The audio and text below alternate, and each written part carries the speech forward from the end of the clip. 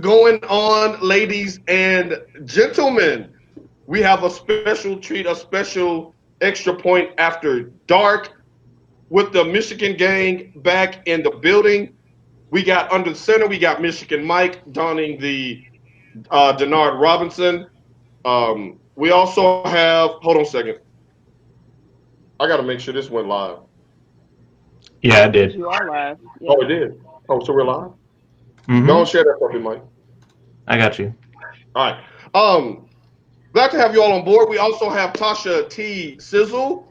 These, ladies and gentlemen, if you listen to the extra point on Fridays from 11 to 1, they are who I refer to as the hit squad. You know, like back in Bad Boy days when everybody thought Puff Daddy was producing all of them songs by himself. No, he had a hit squad making all them hits. These are my hit squad. All of the topics, they are born and bred Saturday through Thursday night because of these two. And we just happen to all be glorious Go Blue affiliates. Michigan Mike, how goes it? Man, it's going great. Loving it. Little Go Blue Stadium right here. Legos. That took me like 3 months to build. So Oh, look, we're going to go over and kick that mug over. no, Tasha don't T. do that. Sizzle checking in from Nashville, Tennessee. How is it going? It's going good. Just trying to avoid that Rona. Did you say you was making your way above water? No, keeping your head above water, right? Making Making a a way way when when I you can. can. All right. We got a lot to get to today. We thank you for checking out the Extra Point After Dark, the All Star Hit Squad special. Let's get right to it. Now, Michigan Mike said something that was so egregious and was so blasphemous that we got to start there. As a matter of fact, we might kick off the Extra Point with this one on Friday at 11. That's Central Time. Um, we all know by now. And shouts out to David Hernandez checking in, Stephanie Coulter checking in. We all know by now that one Red Jesus has departed in Jason Garrett, and in comes another Red Jesus in Andy Dalton. Hometown, homegrown Andy Dalton lives right up the street, up there in the $1 million homes by Michigan Mike and McKinney. Horn frog. Horn I was like, I Frogs. thought he lived like around Fort Worth or somewhere. Hey man, just take the compliment. All them bright lights in the house. All right, so Andy Dalton is now the backup quarterback for the Dallas Cowboys. He was released on Thursday by the Cincinnati Bengals. Of course, they selected Joe Burrow number one overall in this year's draft, and they subsequently released Cooper Rush, who they just gave $2 million to a couple of months ago. First of all, NFL contracts aren't worth the paper that they're written on because that guy, well, he just got picked up by the Giants. That's another story. First of all, let's start here with the hit squad. Mike, you up first. Like, love, hate this move by the Dallas Cowboys. I would go with another one. I would say hilarious. Hilarious choice by Hilarious? the Dallas. Yeah, it's really funny. I mean, we've been talking the full season, full year of Dak getting his money. Dak getting his money. You know, he did really well this season, besides winning games. But I digress. Um, I think overall it's going to be awesome to watch. In case Andy Dalton does get in there with a good offensive line, some weapons around him, and just see what he can do. I mean, he's proven that he is an accurate quarterback. I know you are going to say, well, his first 4 years, he threw so many interceptions, but he also didn't have the same O line and the same weapons that Dallas does right now. So it's going to be fun to watch. Fun to watch, huh? Tasha T. Sizzle, you say what? It's a cluster beep. It's just the Cowboys being the Cowboys per their usual. And remember, I told you, Jerry and Steven want to do everything possible not to pay Dak his money. And by bringing the Oh, Red Ryder BB gun from A Christmas Story in as the backup, that shows you right there they're not going to pay him. you know what? I like where you going with that, T. Sizzle. By the way, AP Culture says, look at my beautiful youngins. Hey, y'all, go blue. Go Hi, blue. Ma. Shouts out, go blue, pretty lady. Let's go. Let's dig a little deeper into what Tosha said and then we're gonna get into what infuriated me that Mike said a few days ago. But let's start. I think that Tosha, from a business standpoint, it was a brilliant move by Jerry Jones and the Dallas Cowboys.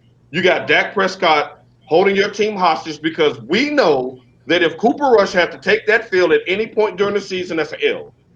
I don't care if Jerry Rice was on one side, Ronaldo Nehemiah was on the other, and you got Randy Moss in the slot. If you hitting him in the ankle bone, it doesn't matter. You can still stack the line of scrimmage to stop Zeke. That guy was a disaster the last couple of years that he's been there. So you snatch the leverage back from Dak. I love that move. If you're Dak Prescott, either one of you, feel free to go first. If you're Dak Prescott, does this worry you as far as, oh wow, maybe Jerry can rescind that that franchise offer? He can rescind it before July 15th and let Dak be a free agent or trade him. What do you think? If you were owner, are you using this just to bring down the value, or would you actively look to move him and actually start Dalton? Well, let me answer the first part of your question. You were saying if Dak would needed to be worried. I think so, because you bring in a guy who was a proven starter. I don't really think you can always count a lot of those mistakes that he had while he was playing in Cincinnati. Because like Mike said, look what he had in Cincinnati. He really didn't. I mean, you had A.J. Green, but what was his line doing for him? Not much. So, like Mike said, given the talent that they have in Dallas, I would be scared if I was Dak, because that means you can easily be replaced. And to me, it seems like that's what they're telling him. Mike, you say what? Yeah, I would go a different direction. So, yeah, of course, I agree with Tosha, what she was saying. I would go with the mindset of I'm going to do what I'm going to do and let everything else settle for itself. Like, he did really good. If he can't prove that he is a winner this season, then that's when you're worried. I'm like, man, okay, maybe I do need to go somewhere. Maybe I don't like to be center of attention and have, like, these burned logs right behind me, like maybe I want to go somewhere else where I am more appreciated. Right. If you're Andy Dalton, and shouts out to Ray Ladd checking in, shouts out to Kim Rankins checking in from Atlanta, Georgia, some Southern flavor on the show. If you're Andy Dalton, it's perfect. It's a perfect situation for one reason. Well, for a couple of different reasons. So Andy, he should be going up there and kissing the Browns and sending them some wine and some roses, because they put him in a great position. The starter in front of you is currently right now on a 1-year deal if he signs that. If you're going to be Andy Dalton, why go to a Jacksonville or a team that's not going to make the playoffs when you can literally, even if you just have to hold a clipboard, get some hardware or at least be on a playoff contender? Number two, it's the Rona. Your family is already in Fort Worth, which is about 30 minutes away from the Jerry Dome. You don't want to pick up and have to start finding out about a new city when everything is closed, when the schools are closed. Your two boys are in school age. To have to pack up and move your family to some city. You don't know what's going on with their state, what's going on with their state politics. We could do a whole other show on that in itself. But to be able to stay in the state of Texas where you know what's going on, you know how to maneuver, you grew up here, you were a college hero here. I think for him, it makes all the sense in the world. If you Jerry Jones, it makes all the sense in the world. Mm-hmm. But even with that being said, Red Jesus 2.0 does not see the field unless Dak Prescott does not sign his franchise tag or he gets a catastrophic injury. Can we not go back to 2, 3, 4 months? He was benched in the season. Like, Andy Dalton was benched on the Bengals. He probably benched himself. I mean, that's what I would do. I'm like, look, I'm not for the Bengals. Yeah, I was like, y'all aren't blocking for me. I'm chilling here. I'll be right here. Okay, so let's get to what Mike said. Mike had the audacity to actually insinuate that not only was this a good move by Dallas, but that Andy Dalton would eventually be starting over Dak and that he's a better quarterback. Somebody help me with this. Tosha? Right. Chocolate blue. Chocolate blue. He's more seasoned than Dak, but I don't think he's better than Dak. I guess we're going to Dak see. still has, I mean, yeah, Dak has a lot of growing pains that he has to work through. But me being, of No course, growing pains. right? I mean, No growing me pains. being the mom of a Hale State grad, just like Dak Prescott, I've seen Dak play in big games in, Davis Wade Stadium down in Starkville. So I know he can do it, but I don't know. Maybe it was, him getting there, and maybe if you have somebody holding your purse strings, you had Jerry and Stephen holding the money over the boy's head. I wouldn't play worth a damn either if y'all weren't gonna pay me. You know what? And I remember. I'm glad that you came clean about the Starkville days because I can go back into some of your posts and where you was a big Dak supporter, and at one point he had them at what, number one in the country? Yeah, they were number one. Okay, so he took a team that has been a conference afterthought in the Southeastern Conference for decades upon decades, took them to at least number one going into the Egg Bowl against Mississippi. I know that they were 1-2 at one point in time when they squared off when he was in college. Then he goes to a Dallas Cowboy team that had been struggling forever. He comes in, they won 11 games in a row. They win a division twice. He throws for just under 5,000 yards and a career high in touchdowns. I don't want to say he's struggling forever now. I mean, Romo's before that. I mean, they had first round buys. I mean, Romo has done more than Dak has. Made of glass, Romo? I mean, it's true though. They had first round buys as in BYE as in bye bye. Right. Exactly. Romo did to me, if Romo was all of that, he would still be playing, and it wouldn't be a need to be conversing about a Dak Prescott. Romo was trash. Yeah, I said he was trash. So then, what is Dak then? If Dak can't win the big games, he can't win big NFL games. Okay, so what was Romo? What game did Romo win? Yeah, they're both horrible. I agree with you. Okay. No. No. He took the job of $100 million man, not only $100 million man, a surrogate son of the owner. Mm-hmm. Jerry Jones paid that man with a broken back $108 million. Right. Now, because that maybe he was like, this Cinderella slipper don't really fit, but I came from Eastern Illinois. I was not drafted. I'm going to go ahead and take whatever money he gives me, and I'm going to show my loyalty. Dak is the one that's giving Jerry the Heisman. He's treating him as a business owner, as his boss. He's not doing all that touchy-feely stuff like Michael Irvin. Getting oh, this is Facebook. I can't say that. Y'all can't say that part. But you know what he's up there in the booth doing, being all too close to the management. We all got that one person on the job. And if you Winston, that's you on the job out there, Facebook land. But Dak's like, I want my money.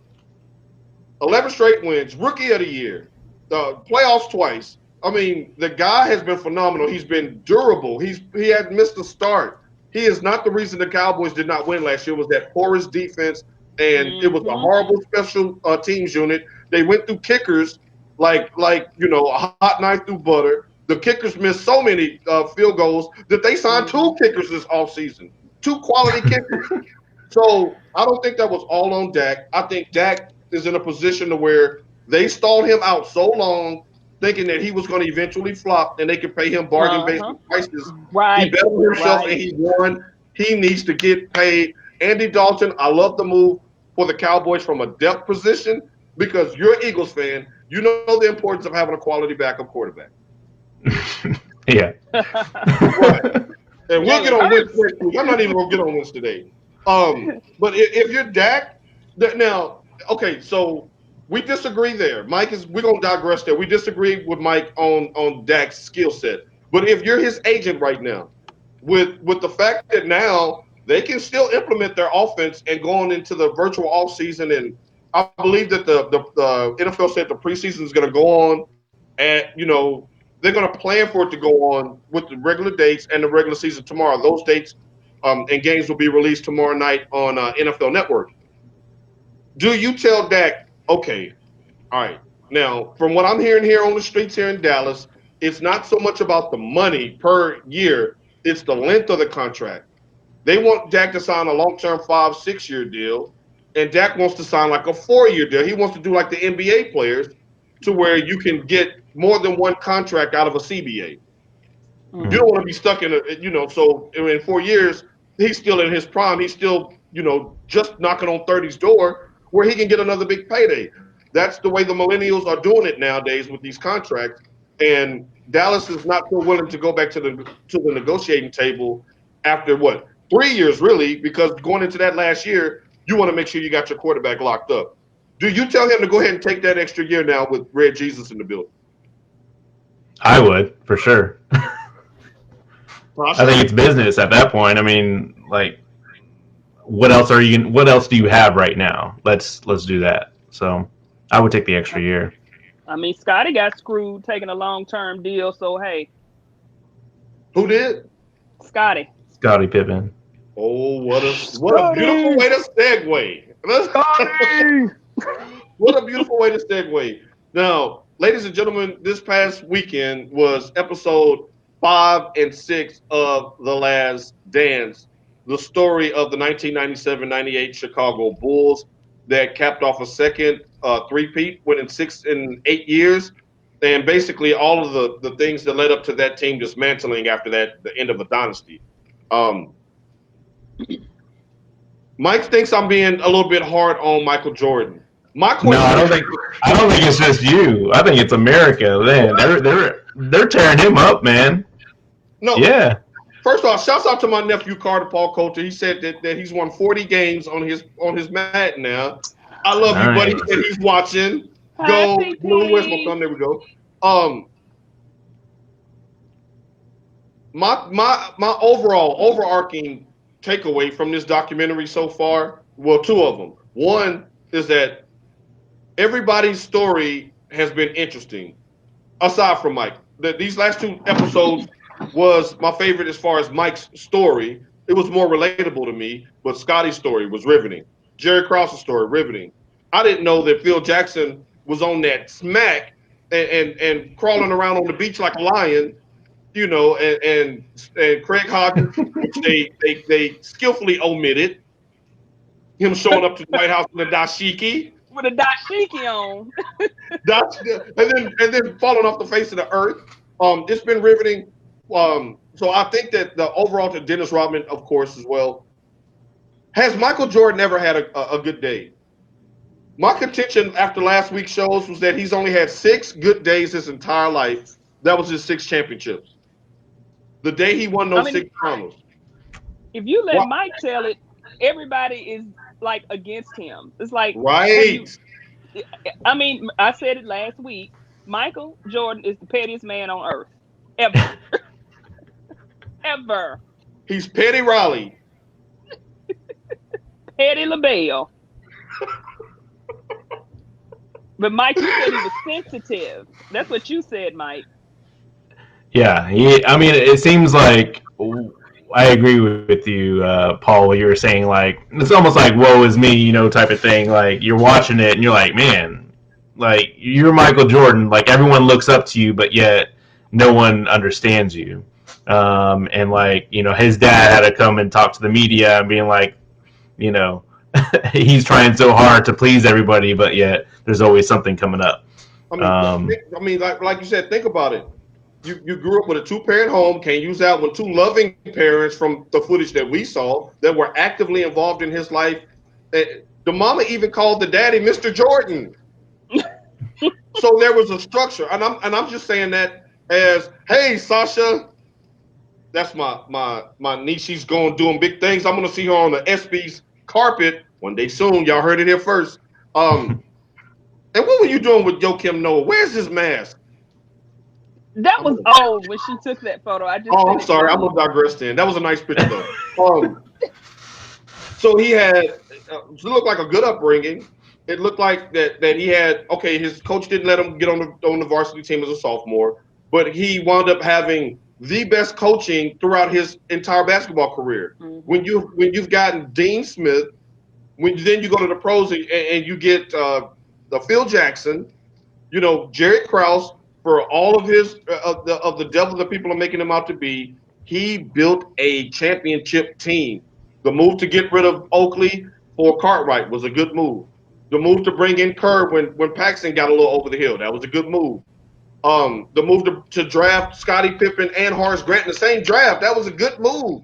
The move to take a flyer on on Dennis Rodman, solidified their second three-peat. Like, the organization gave him carte blanche, and then you saw how he was talking to the man. It stunts your growth. That was pretty funny. With the cigar like this, nah, man, it's a stunts your growth. Go play over there with the kids. Go over there. Why are you so mad, Michael? Why did you go to your Hall of Fame speech and ether everyone when basically, if you think about it, you ain't still looking for Papa? Including your children. He ethered his sons. No way. He did. He said, Marcus and Jeffrey, I feel sorry for you. You remember that? Uh-huh. I'm going to have to go back and watch that again. How mad he was at Isaiah Thomas. Like he used the word hate. Like, he said they 60 years old. I mean, it's like he has, Isaiah is from the west side of Chicago, where his mama didn't play there. Y'all remember they made a movie about his mama. Like, she was, she was just the one. It's like Jordan is more beloved than Isaiah, and he's the native son. Now, I do know that has something to do with him playing, for the Pistons and whatnot. But Isaiah, from all intents and purposes, still does a lot for the city of Chicago. Right. But they still revere and love Jordan. I guess those championships, trumped everything. Right. And he even said in the Bad Boys 30 for 30 documentary, which is an excellent one as well, highlighting the Detroit Pistons, that his mother-in-law and his uncles and cousins and nieces and nephews rocking Bulls jerseys when he come back to town. They like sorry, Aunt. Dude is flying through the air like. But it's like a lot of people try to sleep on Zeke. That was his nickname. His nickname is Zeke. But his brothers, he was kind of like the Derrick Rose. You know how Derrick Rose's brothers protected him, and I mean, you even go back to that. All the players that came out of Chicago, you got Derrick Rose, you got what's the boy with the eyebrow? Him, D Wade. Isaiah is the best player to ever come out of Chicago. Period. Better than D Wade? Yeah, Isaiah was way better than D Wade. I already know what Mike gonna say on that one, so let me just. But everyone's better than D Wade. He had those brothers that were kind of like Derrick Rose's brothers, who watched over him, who protected him to make sure he didn't get into trouble. I mean, he had a brother that punched a guy and broke his leg, like punched him in the face and his leg broke. Like, that's what kind of like that's what Zeke came from. That's why I don't think Isaiah is really bothered by. I think the only thing that bothers him about Jordan's antics. Oh, he's bothered because of that Olympic team. That's what he's bothered about. Yeah. But also, your coach was the coach of that Olympic team. But I digress. Y'all remember that? You know what? David was the coach. You know what? And when I heard that trumped it. I was like, I have to get off Michael for that, because Phil Jackson would never allow a bad boy Piston to keep Michael off any team or Scott. Right.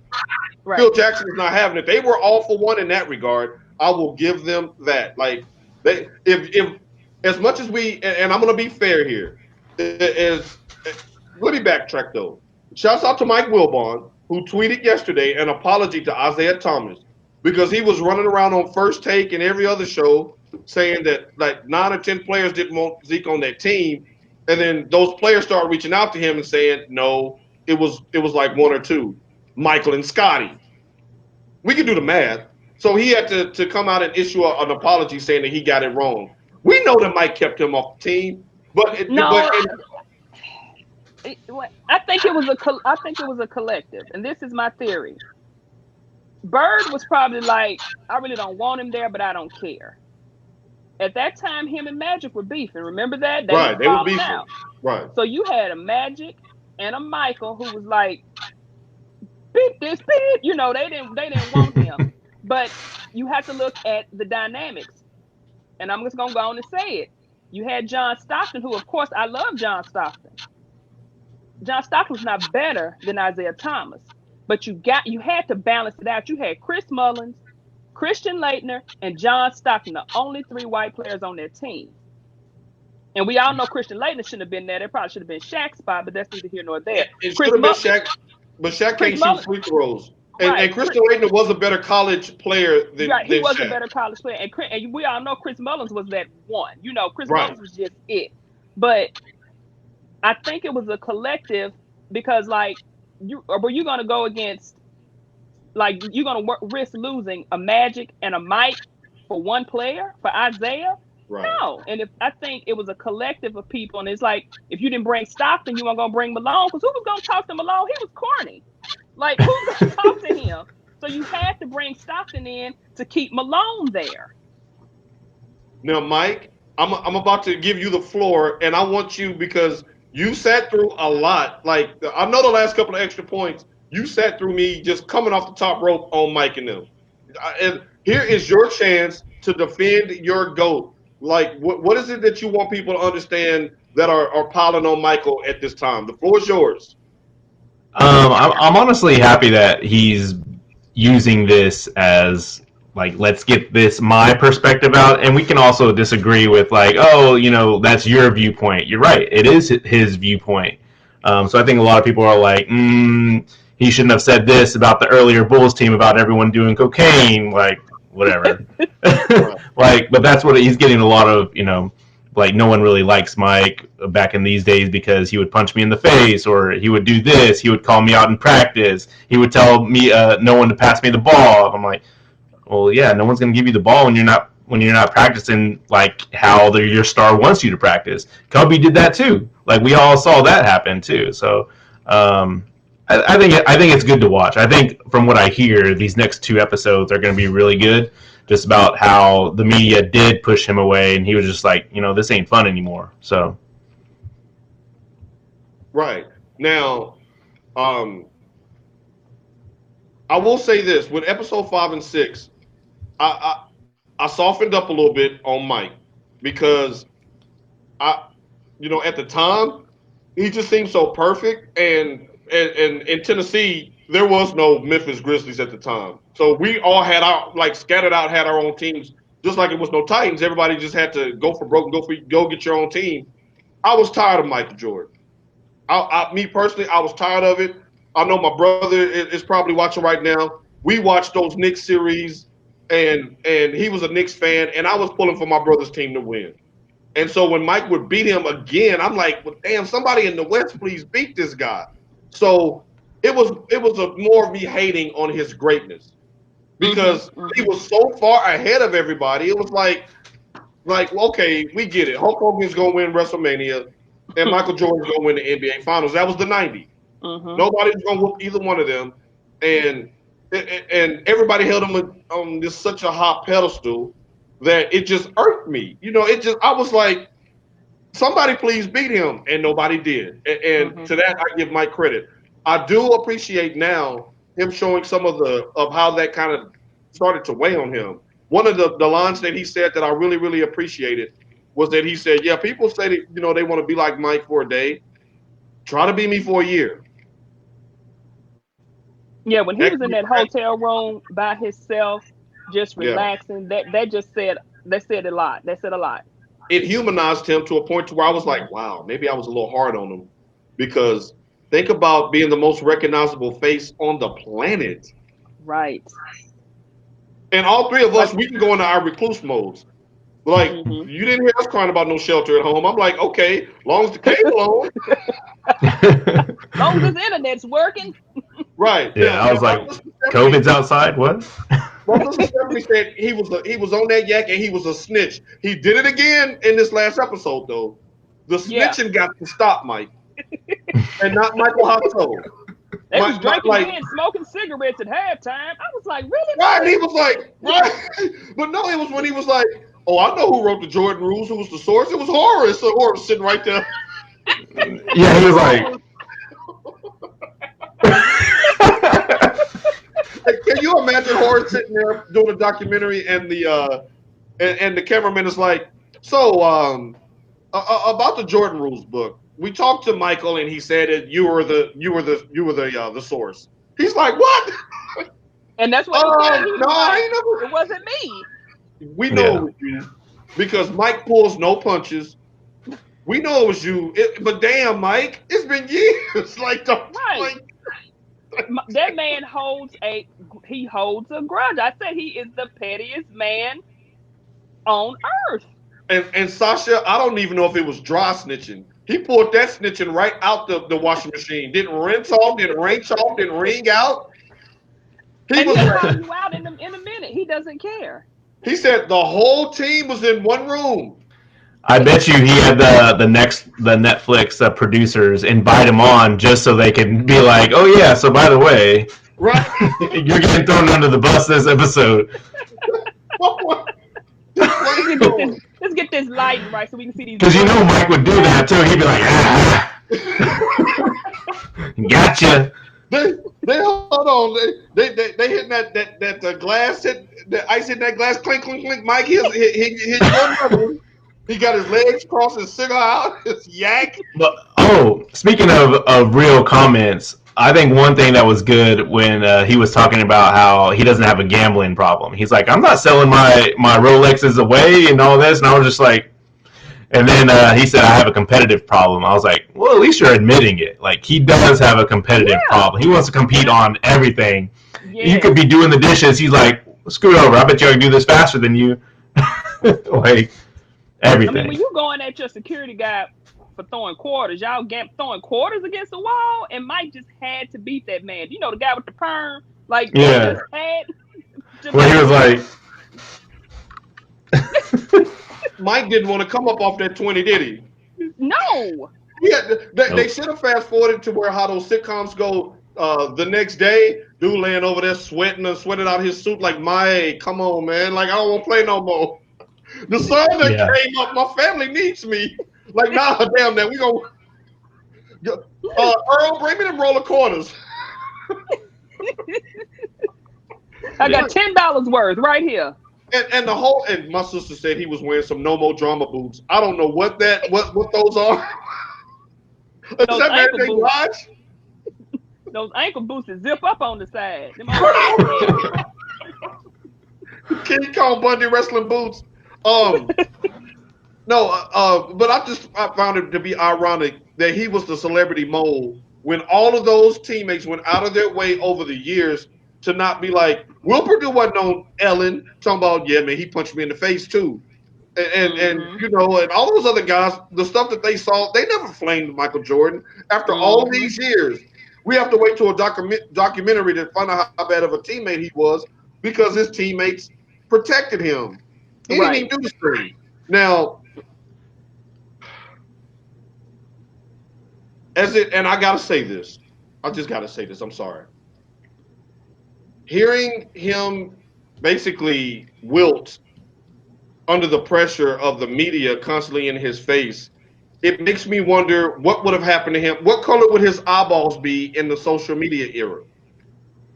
If they drove him to Mocaville around the eyeball from just local media and local press, think about LeBron James. And yes, I was going to bring up LeBron James.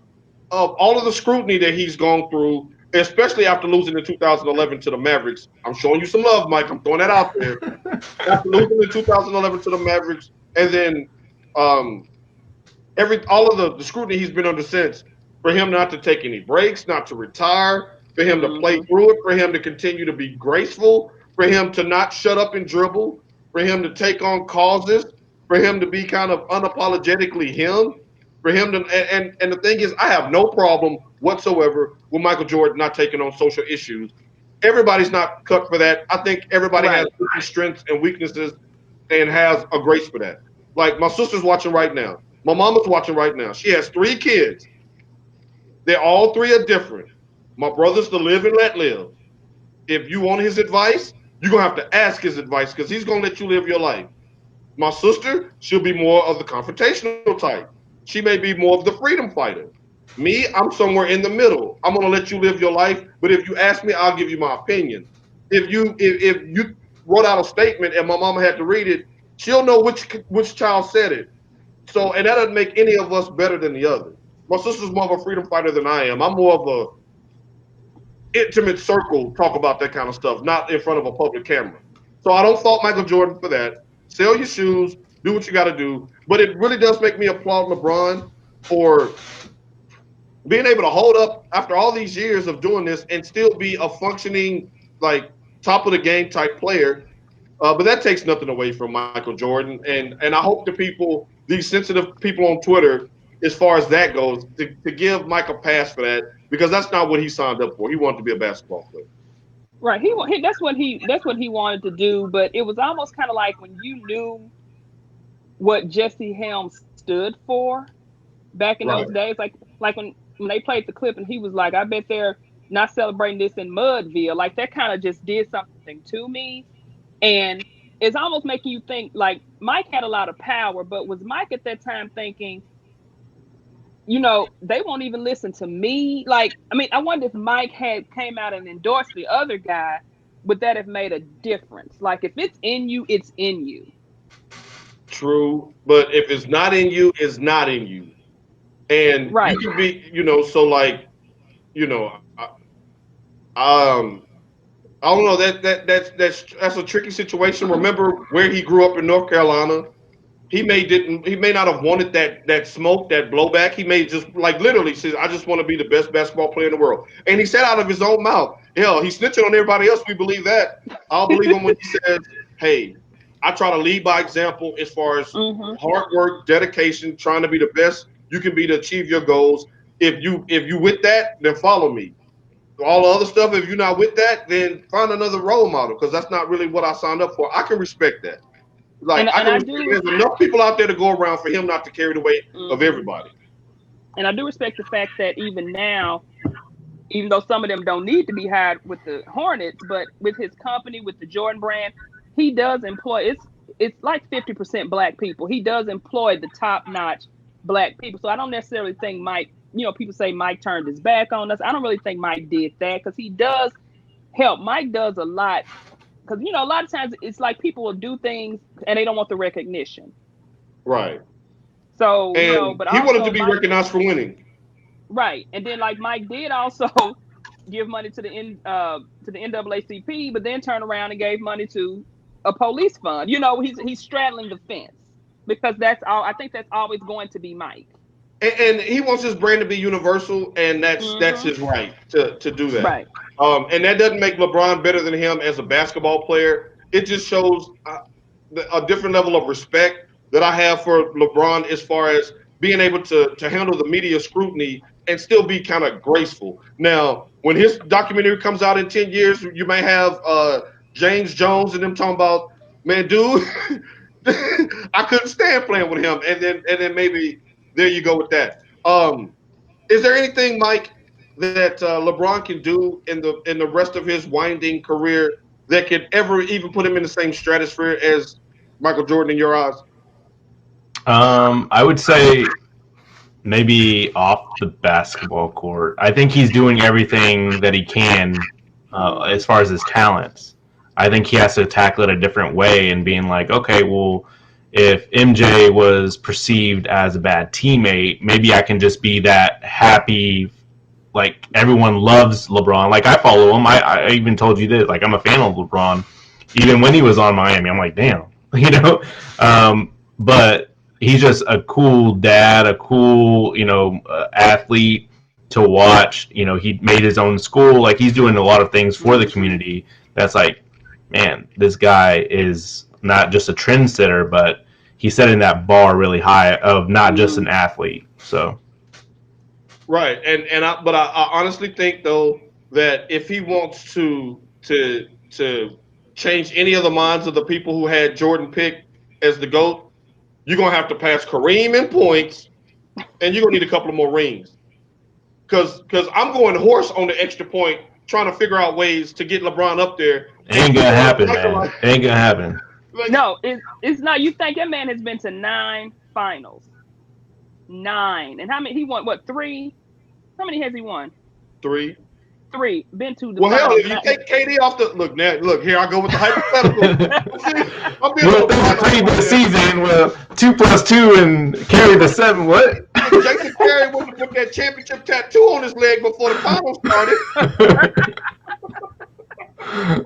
How did that Jason Terry do that and then win the finals? And how come he tried to do it again with the Celtics and they end up getting traded or something?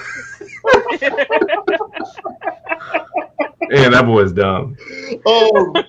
That's good stuff. So I'm looking forward to the rest of this to see how it kind of plays out. But show them Washington years. Yeah, let's see those years.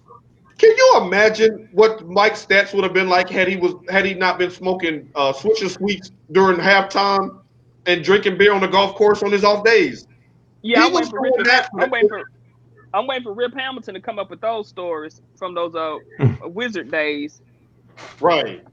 It's been great, but this past 2 episodes, it really kind of make me kind of fall back a little bit. So so Friday won't be quite as bad, Mike. You don't have to go put the phone down during the Mike segment. I'm going to show him a little more reverence and respect this week because nobody could understand the pressure of being him, and you can't even go to Atlantic City after a game and with your daddy of all people. It wasn't like he was with a whole train of women and the wife is sitting home.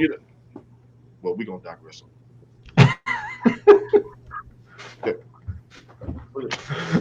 We're gonna digress on that. Mike, we're gonna come to you first on this one. The NCAA, like, they in all kinds of water. What's going? The NCAA is like Mike Emmerich. What's going on? Man, this is his name. This is the time to live in right now. I think just because I've done a lot of research on the NCAA in general and how much money they get, and they don't pay any taxes on how much money they get. It's just crazy. And what they're doing right now, I thought as a high school player that the NCAA that's just they own everything, right? Which is kind of true, but I didn't realize that isn't necessarily the way, like concrete way. Like they can actually play on their own. It's just organized by the NCAA. And so now these top 5 conferences have started talking, specifically like the Big Ten, saying like, just because the NCAA says like we're going to have a season doesn't mean we're going to have a season. Which just means that they're just saying like we're looking more out for if the campus is closed and it's not safe for the students, then we're not going to be playing. AKA like, hey, NCAA, you can't tell us what to do because we'll pull that string real quick. And so that's what it's turning into, which is awesome in my opinion. Why is that awesome in your opinion? Just because these top conferences, or actually these top teams in these top conferences, you can say Texas, USC, Oregon's, Ohio, Michigan, some SEC teams. Like, imagine them getting all in a league. We can call it a professional league or a AAA league, and they're all getting paid. They're bringing all this money specifically to their schools, and they can do whatever they want. They can pay their players however they want. They can get all these top-notch athletes and pay them. And it's just amazing. I think it's going to be awesome. You're having a bad month if you're the NCAA. First, the G League come down with their deal, and we had a good debate on IG Live last week about it. And I rarely say this publicly, but I believe Mike won that one because a lot of the experts, scouts, and all said that there's a big difference between being paid for your likeness in college and then being paid for your likeness in the developmental program with the G League and still getting a salary. Right. You give me the option of 2 versus 1. I'm going to take 2 all day, and I'm getting top-notch training, top-notch coaching at the NBA level. Not worrying about tearing up my knee, messing up and falling in the draft, all of that kind of stuff. So I think that the NCAA basketball is in real dire trouble. Name me a returning senior for next year or a returning player that's the number 1 player in college basketball next year. You can't.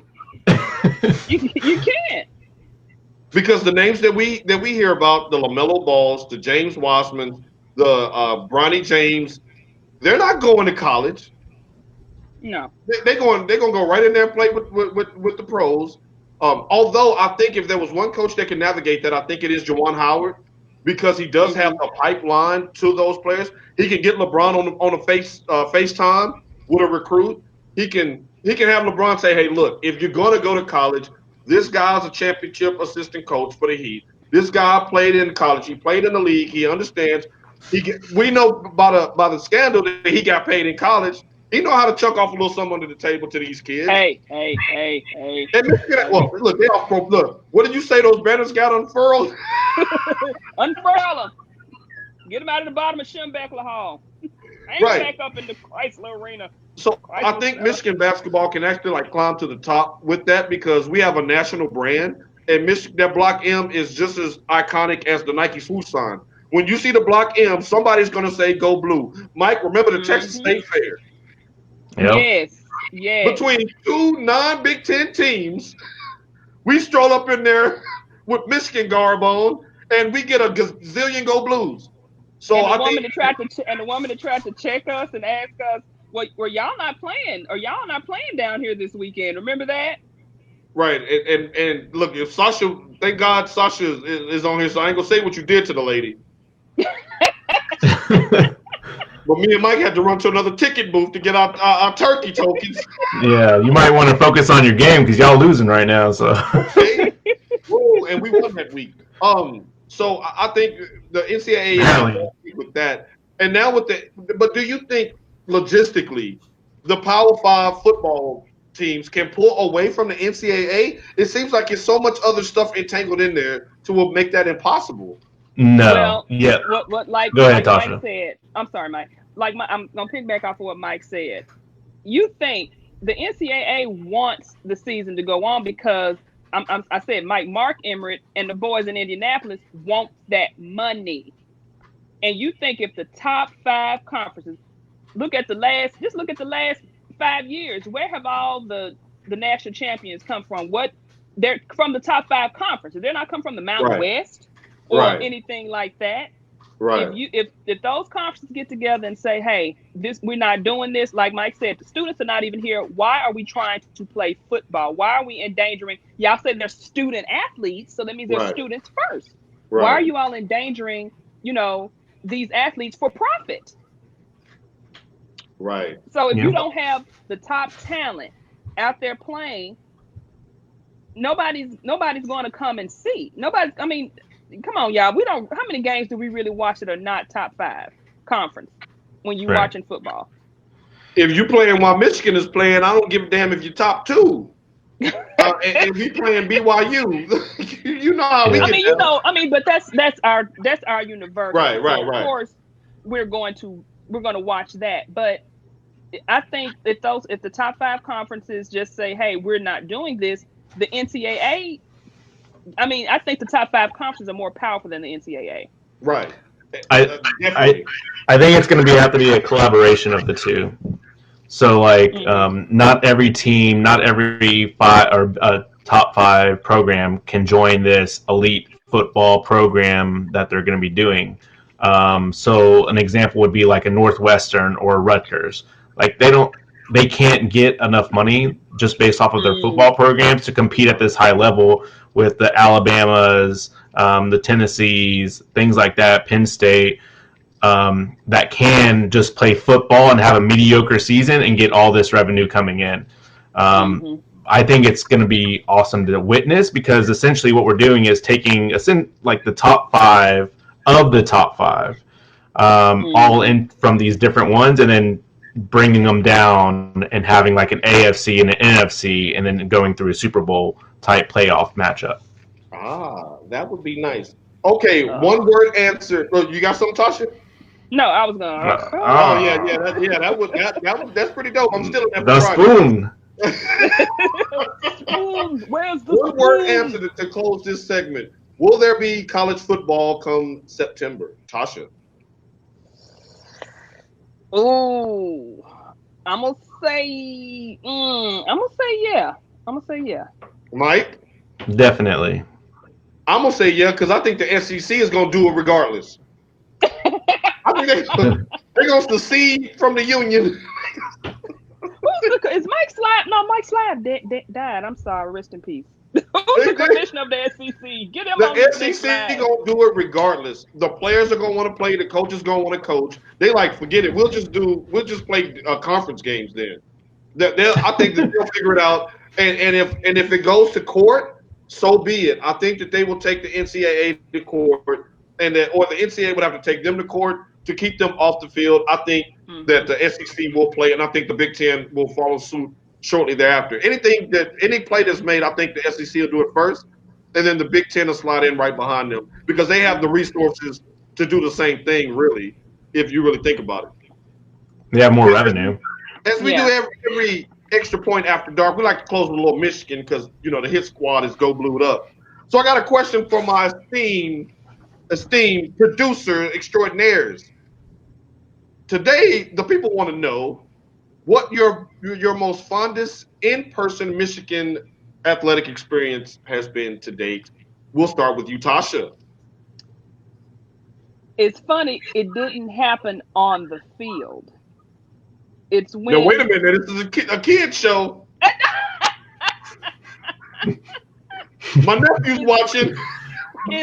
It's nothing like when you're in any arena, and when you hear that dun, dun, dun, dun, dun, dun, dun, dun, dun, dun, dun, dun, dun, when we were there and just hearing the victors, it just got my chest all tight.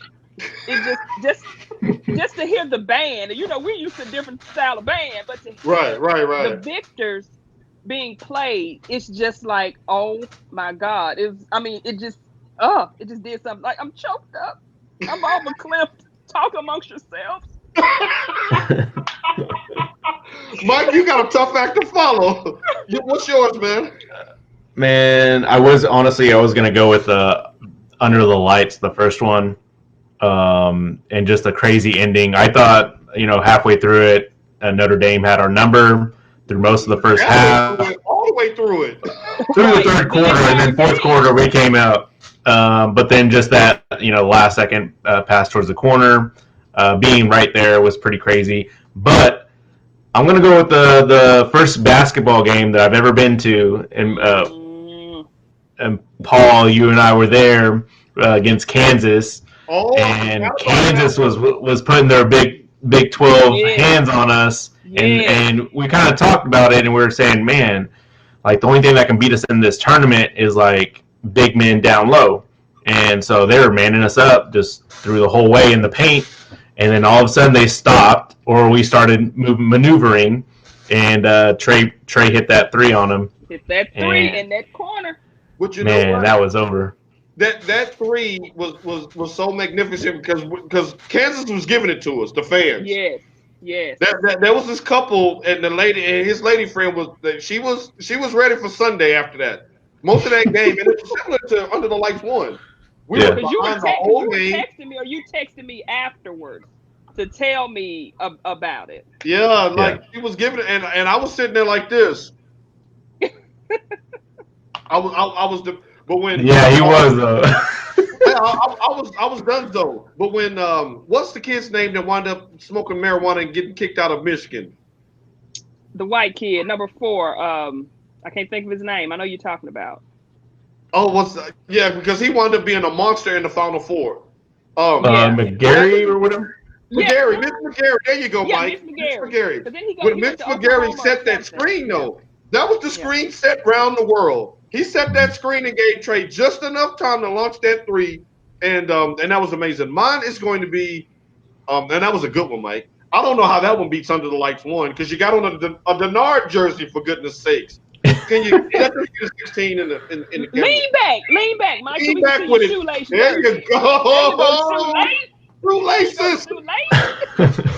I'm gonna get my hands on that jersey by hook up. Give me that too right there then. Oh, you're not getting that too. You're not getting that high. You're not getting that too. You mean no? This is the greatest combined football player. When I say combined, meaning college and pro career of all time. I challenge anybody to put their college and pro resume together and top Charles Woodson. And I'm gonna have to ask for my birthday then. Yeah. Stacy? Oh, Stacy, you got a call on line one. Mine is gonna be Under the Lights 2. I never thought in a gazillion years that I'd actually set foot inside the big house. And I'm gonna, and since this is off the cuff here, I'm gonna be totally honest. When I walked in, I had to stop and go back to the ticket booth because I started tearing up a little bit. I had to go get missing. Yeah. I was like, did I say something wrong? When I walked down that tunnel and saw all that maze, I just let Mike keep going. He didn't even look around. I just go to your seat. I had to go dab him up. And that was when Desmond Howard got honored that night. And Jeremy Gallum went off for 200-something yards receiving. And Devin Gardner, it was one of his one nights that he played flawless because it wasn't many. It wasn't many. It was, and then the fanfare afterwards at the pubs and at the bars, just seeing all of that maze being happy. We beat them. It was a night game.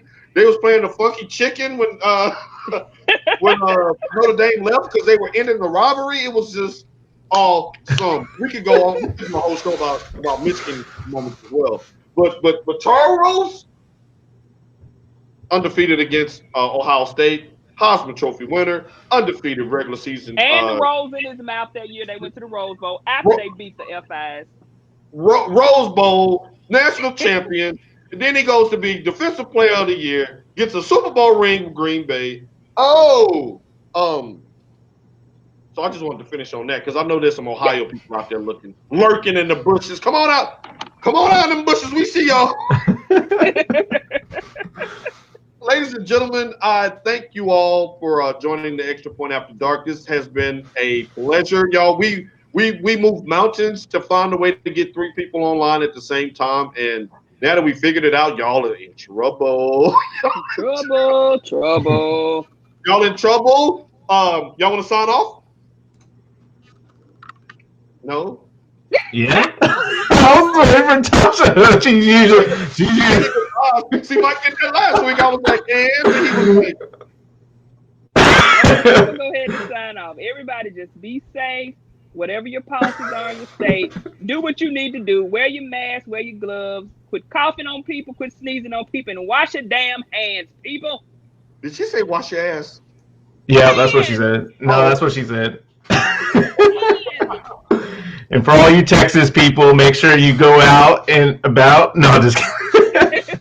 No, Mike, if that's what you feel, roll with it. Hey, it's carte blanche here, man. Say what you feel. No, don't be crazy. I know people are, now that Texas is out and about, they're just starting to have parties and stuff. I'm like, hey, calm down. Baby steps. But let's still get that money. Yeah, we gotta I want to end it with a funny outtake from before the show started. We were having some technical difficulties. Tosha wasn't able to hear Mike, so she logged out and logged back in, and Mike started miming. And she was like, Mike, I can't hear you. Not funny. Quit telling all our business. He's the MJ now. Look, he trying to be like Mike. Right. You pat it. Look, I just want to get into some behind the scenes. And then I was smoking a cigarette, and then. Right. What's that powder it's dust in your beard? You got on pants 4 sizes too big for you? I'm just playing. Ladies and gentlemen, we are out. Go Blue. We'll holler at y'all next week. Go Blue.